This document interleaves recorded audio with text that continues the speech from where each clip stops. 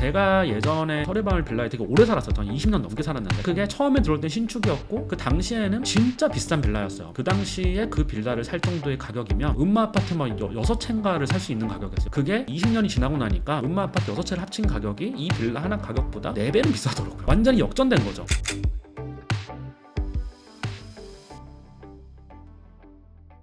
저의 뷰는 명확해요. 일단 결론부터 말씀드리면 고급 빌라가 아파트에 비해서 훨씬 더 거품이고 먹을 게 없다라고 생각하는 사람이에요. 왜 그러냐를 일단 보면요. 청담동을 보죠. PHS 129 2020년에 준공이 됐고요. 그리고 용적률은 365%고요. 에테르노 청담도 29세대, PHS 129도 29세대예요. 둘 다 29세대를 지은 이유는 규제를 안 받기 때문이고요. 그리고 여긴 대지가 에테르노 청담이 969평밖에 안 돼요. 대지가 굉장히 작습니다. 1000평도 안 돼요. 대지가. 용적률은 295% 썼고요. 300% 정도 썼죠. 분양가는 공급 면적 기준으로 봤을 때 평당 2억 정도 되는데 그리고 원어 청담은 17세대라고 해요. 근데 어떻게 될지 모르겠어요. 이건 실제로. 그래서 여기다가 슈퍼카를 엘리베이터로 올려가지고 실내에서 볼 수 있게끔 그런 식으로 만들겠다라고 하는 그런 걸로 좀 차별화를 해서 했던 것 같아요. 둘을 굉장히 과시하고 싶어하는 젊은 층들에게 어필하기 위해서 부동산 시장 호황기 때 아파트부터 일단 급등하는 경향이 있어요. 근데 이게 전제는 뭐냐면 고급 빌라들은 너무나 케이스 바이 케이스이기 때문에 하나의 원리로 모든 걸 설명하기가 힘들어요. 설해마을 고급 빌라 촌도 있고 방배동 쪽에 동광단지 신동단지 있고 청담동 고급 빌라 촌이 있고 한남동 유엔빌리지도 고급 빌라 촌이 있고 논현동에도 고급 빌라 촌이 있죠. 정말 동네마다 다 다르게 움직이고 청담동 안에서도 PHC 129나 에테르노 제외하고는 상직하려면 3차나 2차 이런 데는 거래도 잘 안 돼요. 그리고 지난 5년 동안 거의 안 올랐어요. 이런 것들을 보면 굉장히 따로 움직인다라고 볼 수 있고요. 그리고 아파트는 예를 들어서 서울 아파트 가격의 움직임의 지표를 가장 잘 보여주는 데가 어딜까요? 송파란 말이죠. 엘스, 리센츠, 트리지움 여기잖아요. 20평대, 30평대 위주로 이루어진 초대형 대단지가 엄청나게 많이 거래가 되기 때문에 거래 레코드가 쌓이고 그 레코드를 통해서 송파가 요 정도 가면 강남은 더 가고 반포는 더 가고 이런 식으로 동네마다 위계질서화 돼 있어요. 그거 왜 그러냐? 아파트가 하나의 황금성 좋은 자산인 거예요. 고급 빌라는 안 그렇거든요. 왜 이따가 그런지 설명을 드릴 거고 고급 빌라는 개별성이 강하다라고 하는 걸 좀 알 수 있고 개별성이 강하기 때문에 거래도 되게 불투명하고요. 시행사들이 분양을 할 때도 사람에 따라서 깎아주기도 하고 되게 이상해요. 어떤 사람한테 200억이 준다고 했다가 150억이 주고 20억, 30억 차이가 나기도 하고 같은 시기에 받았는데도 가격 차이가 많이 나는 그런 경우도 굉장히 많습니다. 고급 빌라 가격은 고무줄이다라고 저는 생각을 하고요. 아파트처럼 정해진 지표가 없어요. 왜냐? 몇백 세대 이렇게 있는 게 아니잖아요. 어쨌든 그런데 부동산 시장 호황기 때는 아파트부터 급등을 하고요. 그리고 이 평수가 이 가격이야? 예를 들어서 아리팍이 있어. 34평이 처음에는 13억 이랬어요. 아리팍이 13억이고 14억일 때도 고급 빌라는 30억, 40억씩 했어요. 청담동에 있는 상직 카일룸 이런 데는 30억, 40억 이렇게 했단 말이에요. 그때도. 근데 아리팍이 34평이 13억에서 3배가 올라서 40억까지 갈 때에도 거기는 좀 오르긴 했죠. 30억 하던 게 49억 이렇게 오르긴 했는데 핵심지에 있는 아파트가 2.5배, 3배 정도 오를 때 핵심지에 있는 고급 빌라는 50%도 안 올랐던 것 같아요. 이것도 케바케긴 해요. 근데 빌라가 갑자기 가성비가 좋아지는 거예요. 아파트가 급등을 하니까 34평이 34억이야? 미친 거 아니야? 평당 1억이야? 전용 85를 이 가격 주고 사? 야 그럼 나는 그냥 빌라 갈래. 이런 사람들도 생겨요. 그러다 보니까 아파트 가격이 먼저 급등을 하고 따라서 빌라가 오르는 경향이 있어요. 확실해요. 빌라가 절대 먼저 오르지 않습니다. 그래서 덩달아 오르게 되면 어떤 현상이 있냐면 시행업자들이 작은 땅을 사서 시행을 하기 시작해요. 하이엔드 오피스텔이 그래서 우후죽순 공급이 된 거고요. 청담동의 최고급 빌라들이 집중적으로 공급됐던 시기가 2020년에서 23년이에요. 지난 한 8년 동안 분석을 해보면 거래량이 터졌던 시기가 예외 없이 터진 다음 연도에 엄청나게 오르기 시작합니다.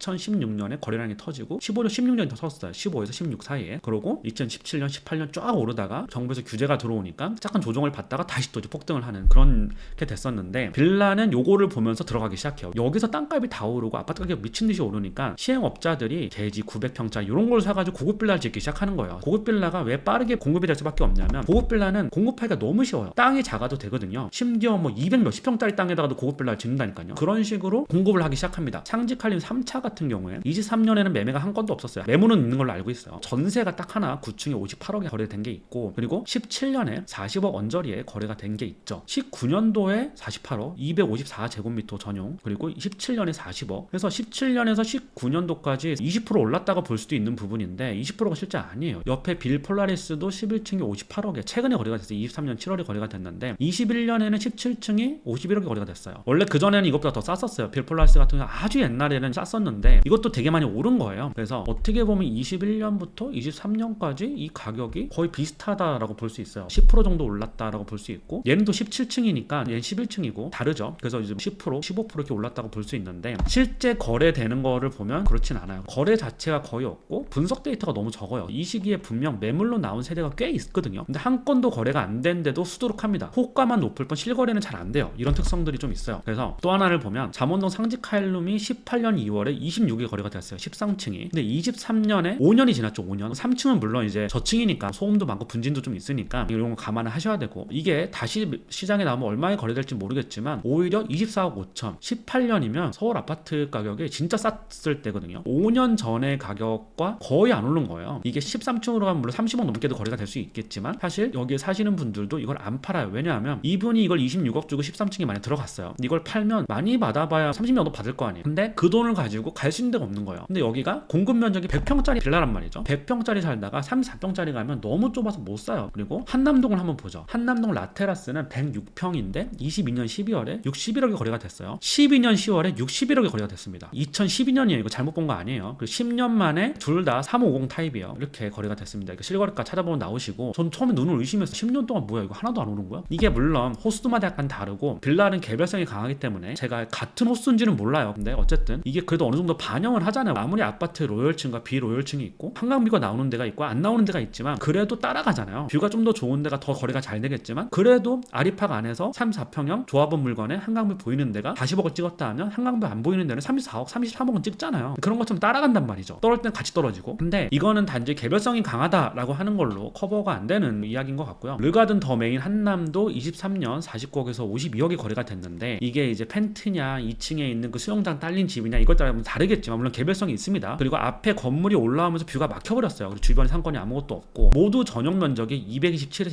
239, 아파트로 치면 75평에서 90평 그 사이에 있는 아파트의 전용 면적인데 이 가격이 거래가 됐습니다. 거의 신축급이에요. 르가든 더 메인 한남은 신축급이고요. 그리고 22년 5월에 225 타입 6층이 90억이 실거래 신고를 했는데 6월달에 거래 취소가 돼요. 근데 여기는 또 2층으로 찍혀있는데 이거 아마 같은 타입인 것 같아요. 호객론으로 들어가서 보면 이 거래 자체가 없어요. 취소가 돼서 지워버린 것 같아요. 그리고 초기 분양 가격이 2층 같은 경우는 100억에서 조금 내고를 해준다라고 기억을 하고 있어요. 나머지도 매우 비싸게 이제 분양을 했죠. 근데 분양이 실제로 잘 안 됐었어요. 그 가격을 주고 받아줄 사람이 없었거든요. 근데 이때는 부동산 시장이 엄청난 호황기였기 때문에 그래도 한두 사람이 받아줄 수도 있지 않을까라는 어떤 기대감은 분명히 있었습니다. 실거래된 거 보면 그렇진 않았던 것 같고, 어쨌든 실제 실거래되는 건 49억에서 52억 사이였어요. 만약에 이때 90억을 주고 산 사람이 있다 이러면 이 사람이 어떻게 팝니까? 이거 팔기 진짜 쉽지 않아요. 다른 호수들이 면적도 크게 차이 안 나는데 이 가격이 거래가 되면 쉽지 않습니다. 물론 이 다른 호수들이 일반 호수고 마당 있고 복층에 층고 7m 이런 식으로 완전히 차별화가 된 상품이면 거래가 될 수도 있지만, 저도 여기 둘러봤었는데 예전에 그렇게 차별화된 상품이 아니었어요. 이때 시행사에서 굉장히 세게 분양을 하려고 했는데 그 전략은 좀 통하지 않았던 것 같아요. 그리고 유엔빌리지를 좀 더 보면요, 2022년에서 2023년을 돌아보면 고급 빌라는 뚜렷하게 한남동하고 청담동이 최고가를 찍었고요. 파르카남이 180억, PHC 129가 145억을 찍었고, 에테르노는 지금 뭐 분양 중이니까 어떻게 될지 모르겠어요. 여기는 이제 분양 가격이 뭐 100억대로 알고 있고, 신축에서 신고가와 최고가가 나왔어요. 신축에서 나왔어요. 신축에서. 그러니까 이게 뭘 얘기하냐면 최초 분양 시에 부동산이 화랑이 되고 매각 시에 여전히 화랑일 때에는 상당한 차익을 남길 수 있어요. 에테르노 청담을 분양을 받았어. 지금 시행사에서 220억이 분양을 한대. 근데 계속 부동산이 화랑이고 코인 부자들이 계속 나오고 갑자기 막 벼락 부자들이 엄청 나와 대한민국에. 그러면 내가 산 가격보다 더 높은 가격에 사줄 사람이 있을 수도 있겠죠. 그럼 팔면 되죠. 근데 문제는 뭐냐면 부동산은 어차피 사이클이란 말이에요. 최초 분양할 때 이런 시행사들이 1000평도 안 되는 땅을 사가지고 공정률 뭐 300% 뭐 350% 써가지고 올린 다음에 내부 좀 고급화하고 주차대에서 뭐 5대 만들고 층고 높이고 마케팅 엄청 때리고 해가지고 연예인들한테 싸게 줄 수도 있고 하잖아요. 어쨌든 시행사 입장에서는 20개만 팔면 엄청나게 돈이 많이 남는 사업이란 말이죠. 그러다가 부동산 가격이 더 올라가면 분양 가격을 바꿔버리는 거죠. 그래서 사실 빌라 분양 가격이 완전 깜깜이에요. 어떤 고급 빌라도 이 분양 가격을 제대로 아는 사람이 없어요. 1년 1년마다 분양 가격이 다 달라져요. 그러다가 이제 만약에 불황이 와서 아예 분양이 안 된다 이러면 싸게 또 팔겠죠. 그런 식으로 왔다 갔다 하는데, 내가 처음에 이걸 분양받았을 때부터 매각할 때까지 부동산이 계속 화랑이면 차익이 남길 수도 있겠지만 구축은 5년이 지나도 오르지 않거나 떨어지거나 아예 거래가 안 되는 경우도 많아요. 이 점을 저희가 주목을 해야 돼요. 제가 이제부터 본격적인 본론에 들어갈 건데, 물론 개별성이 강해서 하나의 법칙이나 원리를 설명 안 돼요. 이거 제가 누누이 말씀드리지만 빌라는 개별성이 강하기 때문에 빌라 바이 빌라입니다. 신축급이 아니면 거래가 잘 안 되는 이유에 대해 생각을 한번 해봐야 돼. 현대아파트 완전 낡았고 썩었잖아요. 근데 현대아파트는 지 혼자 막 치고 올라가는데 상직하려 3차 2차 한번 보세요. 실거래가 다 찾아보시고 거래 내역 한번 찾아보세요. 야 이게 이렇게 안 올라? 이렇게 생각하실 거예요. 근데 왜 그럴까? 매도자 입장에서 일단 보죠. 매도자 입장에서 상직하려고 3차 살고 있어요. 예를 들어서 50억을 주고 들어왔는데 당시에는 반포 아파트 80평대 값이었단 말이에요. 아 나는 아파트 거기 뭐 층고도 낮고 아 싫어. 거기 그리고 청담동이 뽀대지. 청담동이 사는 게 좋아. 뭐 청담동 그 프리미엄도 있고 반포는 애 키우는데 싫어. 들어왔어요. 근데 막상 매각을 하고 아파트 가려고 하면 30억을 더 보태야 돼요. 그래서 가격을 안 내려요. 물론 초보자들은 그냥 하나 더 사면 되지만 사실 그런 사람만 있는 건 아니거든요. 1000억대 자산가여도 이 돈 아깝습니다 되게. 그래서 막상 매각하고 아파트를 가려고 하면 돈을 더 보태야 서포트해야 돼서 가격을 안 내립니다. 그래서 거래가 안 돼요. 그리고 매수자 입장에서 한번 생각을 해봐야 되는데 부동산 시장은 공급보다는 이 수요가 훨씬 중요하거든요. 그래서 오르지 않는다라고 하는 사회적 통념이 있어요. 빌라는 사봤자 잘 안 올라. 그리고 건축 가치가 이미 상각이 돼서 그 땅을 그 가격에 매입을 할 거냐 물어보면 답이 없어요. 이 얘기가 뭐냐? 가장 중요한 정비 사업이 희망이 없어요. 이게 재건축이 안 돼요. 재건축 안 됩니다. 대지 900평짜리를 구축이 돼서 한 10년, 15년 살았어요. 그리고 이걸 내가 사서 팔면 누군가 사는 사람은 앞으로 10년을 살든 5년 살든 살아야 되잖아요. 그게 노후화는 되잖아요. 그러고 되면 20년 살겠죠. 25년 되겠죠. 자식한테 물려줄 수도 있고 물려받았을 때 이게 재건축이나 재개발이 돼야 되는데 빌라가 지구 단위계로 완전 다 묶여가지고 재개발이 전체적으로 되지 않는 이상은 재개발이 어렵고요. 그리고 실제 그 가격 사서 재개발하고 동의도 안 할 거고. 그래서 청담동은 고급 빌라들이 다 대지가 작아요. 500평, 900평. PHC119가 그나마 큰 편이고 맞은편에 있는 루시아 더 청담 더 리버 있잖아요. 거기 266평이에요. 266평이면 대지가 너무 작아. 할 수 있는 게 없어요. 이런 것들도 영향을 미치는데 한 번 여기서 더 들어가 보죠. 왜 애들은 재건축도 안 하고 그럴까? 빌라들은.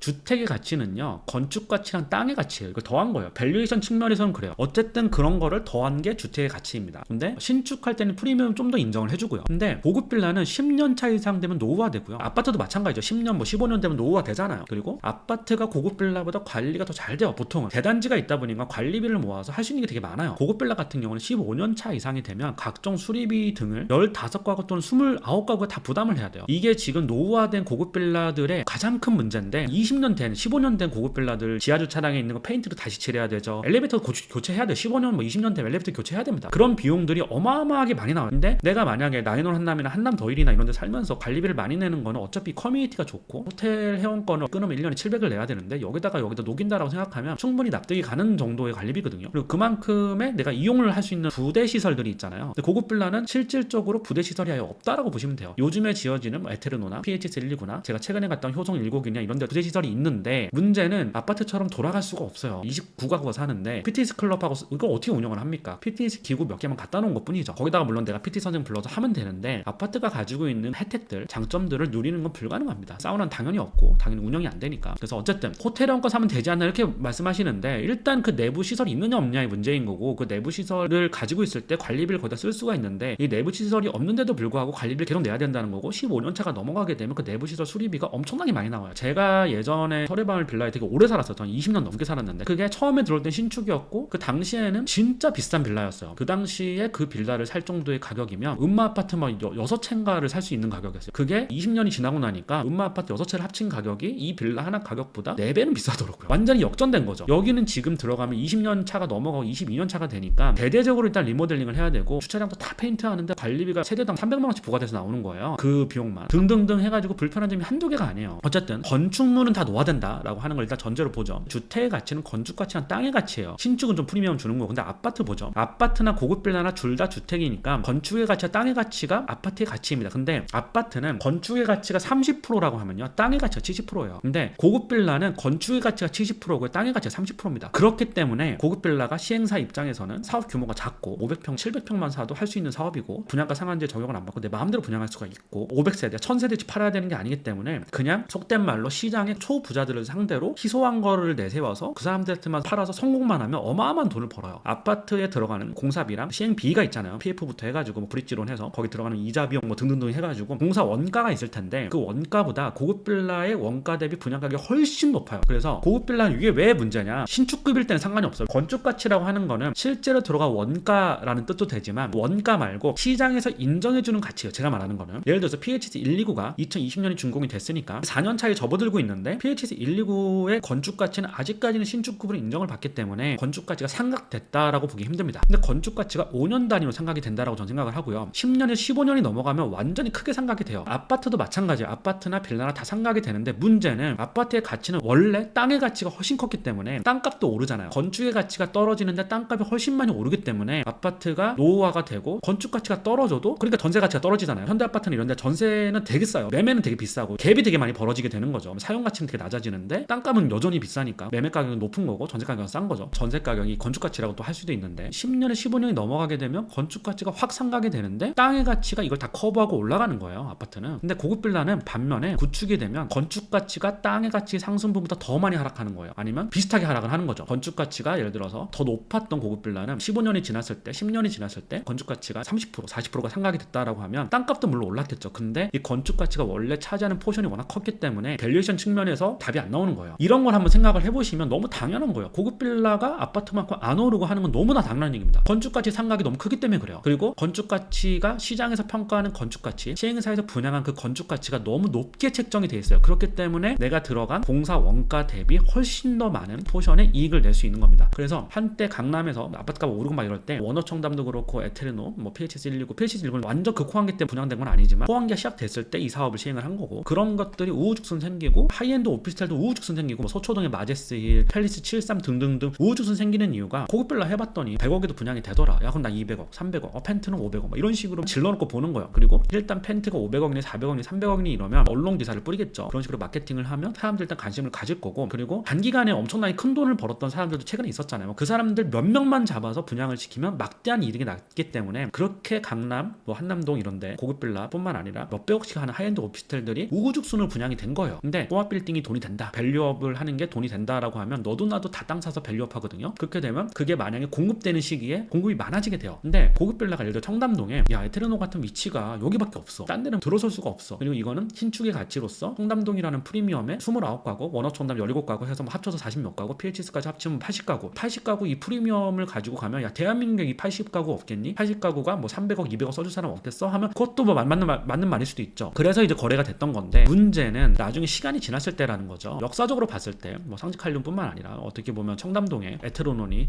원어청담이 이런 데가 들어오기 전에는 여기가 대장주였잖아요. 빌폴라리스도 있었고 상직한림도 있었고 마크힐스도 있었고 여기가 대장주였는데 이 대장주의 자리를 신축한테 뺏기게 되고, 그리고 건축가치가 크게 상각이 되면서 굉장히 자산시장에서 외면을 받는 거예요. 그리고 거래 자체가 잘 안 돼요. 고급 빌라를 수요로 하는 수요층은 되게 옅어지고 있어요. 예전에는 아파트가 고급 빌라를 대체할 수가 없었어요. 왜 대체할 수 없냐? 고급 빌라는 막 평수도 120평, 130평 말했는데 아파트는 기본적으로 중산층 서민들이 사는 데라고 생각을 했어요. 그래서 설해마을만 봐도 한강변을 끼고 있는 주공 아파트들에는 평범한 사람들이 많이 살았고, 부자들은 설해마을 위쪽 방배주학교 근처에 살았어요. 그러다가 여기가 대대적으로 재개발되고 재건축이 되면서 사람들의 라이프 스타일도 바뀌고 아파트가 고급화가 되기 시작하면서 100평대 뭐 고급 빌라 살았던 부자들이 아파트를 옮겨가기 시작했고, 여전히 고급 빌라 사는 사람도 있지만 계속해서 아파트는 진화했고, 진화하다 보니까 여기 있는 수요를 빨아들이게 된 거예요. PHS 119나 뭐 에테르노 난 사는 게 좋아, 뭐 그렇게 생각할 수 있죠. 당연히 그건 정말 돈 많은 사람들이 사는 거니까. 문제는 그런 층들이 점점 옅어지고 있다는 거죠. 왜냐하면 아파트가 고급 빌라의 기능을 같이 취하게 되면서 고급 빌라만이 가지고 있었던 특장점이 사라졌다는 거죠. 고급 빌라들이 또다시 자기들이 또 차별화를 해야 되고 엄청나게 높은 분양 가격을 받아야 되니까. 그리고 고급 빌라들이 유엔빌리지 같은 경우는 신축 공급이 거의 안 되기 때문에 장학파르크가 그게 높게 팔릴 수 있었다라고 생각을 하고요. 유엔빌리지는 기존의 고급 빌라들이 쫙 들어서 있는데 그게 재건축이 되고 막 해야 되는데 재건축이 잘 안 되고 있어요. 다 노후화되고 있고 거래는 안 되고 있고 막 그렇습니다. 그리고 이런 걸 한번 더 생각을 해보셔야 돼요. 고급 빌라를 고를 때 캡, 이게 상방인데 캡이 동네마다 달라요. 설해마을은 예를 들어서 아무리 잘 지어도 60억을 넘기기 힘들어요. 펜트하우스도. 왜냐? 60억 이상 쓸 수 있는 사람들은 설해마을을 선택을 잘 안 해요. 옛날부터 오랫동안 살았던 동광단지에 뭐 회장님들도 아직도 많이 사니까 옛날부터 전통 부자들이 워낙 많이 살았던 동네인데, 최근에는 신동광단지에 원룸 같은 게 많이 개발이 돼서 많이 팔렸고, 근데 그게 이걸 얘기해 주는 거예요. 신동광단지에 설해마을에, 거기 방배동이죠. 거기에 왜 원룸들이 이렇게 자꾸 분양이 될까 생각을 해보면 고급 빌라를 지어서는 이익을 많이 남기지 못해요. 캡이 있기 때문에, 비싸게 분양을 못하기 때문에. 그래서 고급스럽게 짓기보다는 그냥 땅을 싸게 사서 거기다 원룸을 지어서 파는 게 더 이익이 남는다. 그래서 빌라 업자들이 엄청 달려들었거든요. 그래서 지금 신동광단지 같은 경우는 원룸들이 너무 많이 생겨서 이제는 더 이상 부촌이라고 부르기 힘들고, 유일하게 남아있는 데가 이제 동광단지 그쪽인데 여기도 아무리 좋아도 60억 이상은 캡이 씌워져가지고 못 가는 것 같아요. 한남동, 청담동만이 유일하게 캡이 없는 동네예요. 200억이든 300억이든 어쨌든 정말 잘 지어놓으면 부자들이 들어오는 그런 동네인데 신축일 때만 가능하다라고 전 생각을 하고 있어요. 문제는 모 빌라가 130억에 분양을 했다가 이제 시장이 좀 더 올라갔고 그때보다는 좀 더 받아야겠어, 저 빌라도 이 가격에 파는데 나도 200억 받을래 해가지고 했을 때 200억에 받아서 이걸 다시 매각한다고 했을 때 답이 안 나올 수 있다는 거죠. 그래서 빌라를 선택할 때는 이런 점들을 많이 고려를 해야 된다라고 생각을 하고, 하더라도 호황기 초입에 분양할 때 싸게 받아서 조금 살다가 신축급일 때 팔고 나오는 거를 추천드린다라고 생각을 합니다. 빌라는 진짜 나중에 노후화 될 때까지 살면 나중에 팔기도 너무 어렵고요. 자산시장의 상승 때 굉장히 소외를 받아요. 아파트랑 정말 달라요, 이런 점이. 그래서 오랫동안 사는 거는 맞지 않겠다라는 생각이 좀 들었습니다. 여러 가지 조사를 하면서 그런 생각이 좀 들었고요. 이거는 청담동도 해당되는 얘기인 것 같아요. 청담동에 노후화된 빌라들 한번 쫙 검색해서 보시면, 물론 이것도 빌라 바이 빌라예요. 빌라는 다 개별성이 강하기 때문에 무조건 이렇다라고 볼 수는 없지만 대체적으로 그렇다라고 전 생각을 합니다. 고급 빌라가 아파트에 비해서 가격이 잘 안 오르고, 또는 아파트는 막 2배, 3배 갈 때 빌라는 뭐 30%밖에 안 오르고, 이런 이유들, 그리고 거래가 안 되는 이유들이 여기에 있다. 유튜브 영상이나 블로그로 업자들이 소개하는 그것만 봤을 때는 우와 뭐 층고 높다, 와 한강뷰 막 이러지만 실제 그게 구축이 됐을 때 과연 거래가 되느냐를 볼 때 그렇지 않을 가능성이 굉장히 높다라는 거죠.